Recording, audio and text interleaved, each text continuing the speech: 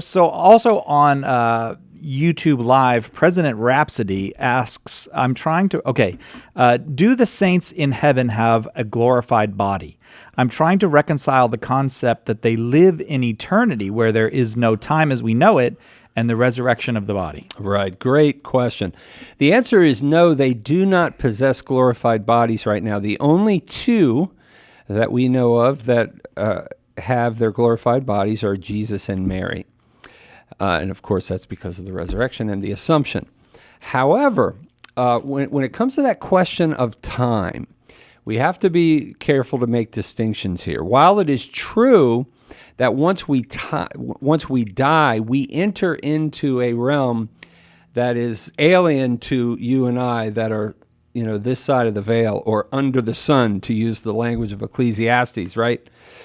It's not that there's no time in any sense in heaven. There is, in as much as we are human, and human souls are present there now. They are not God. So there is still a sense of movement or motion from potency to act, which, of course, there is no motion in God. God is what philosophers call pure actuality, right? There's no lack in him. There's no motion from imperfection to perfection. But when it comes to the souls in heaven, there is. And one very profound way that this is so is they are without their bodies. This is symbolized, by the way, in Revelation 6, verse 9, for example, where we find the souls of the martyrs in heaven. And it says they're praying, "How long, O Lord? How long until you avenge our blood?" So there's a sense of longing even though they're in heaven. Well, one very profound reason is because they don't have their bodies. And remember, we are hylomorphic beings. We are a body-soul composite.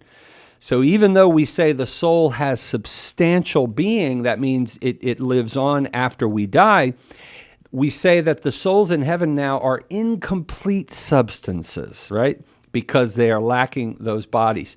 So there is that sense of motion. So in that sense, time. But it's not time as we understand it. Time is no more as we understand it. They're not waking up in the morning, right? Putting alarm clocks on and such. There's no sleep. There's no, there's none of that sense of time that we understand, but there is still that motion. In fact, it's a great book. Probably the best book, certainly, I've ever read on eschatology is a book called Eschatology by Cardinal Ratzinger.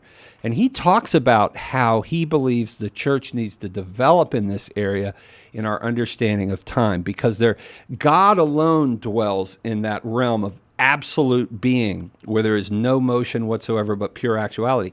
Even the angels don't dwell there. And there's been in theology a constant attempt to try and clarify things, like creating different terms. We have for example, in Latin, the aeternitas of God. That's a term that's used in theology exclusively of God. And then we have the ave aeternitas of men. But as Cardinal Ratzinger points out in his book, where do angels fit in there? Because they're in a very, very different state than men as pure spirits. And so the idea of motion for them is different than for us. So it's an area where we really do need to develop, according to Cardinal Ratzinger, in precise theological terms. But in general, understand there can be and there is that motion from potency, the potential for those souls that are disembodied. And by the way, Hebrews 12:24 talks about that, how we have in heaven an innumerable company of angels, Jesus, God, and such. But then it also says the spirits of just men made perfect. So there's spirits there without bodies. Well, they are longing for their bodies. And in the end of time, at the end of time and the resurrection of the body, they will be completed. And when is that? Is there a schedule on that? No man knows. No man knows the hour, right? Okay, all right then. I thought maybe we'd get it out of you, Tim, but you don't know.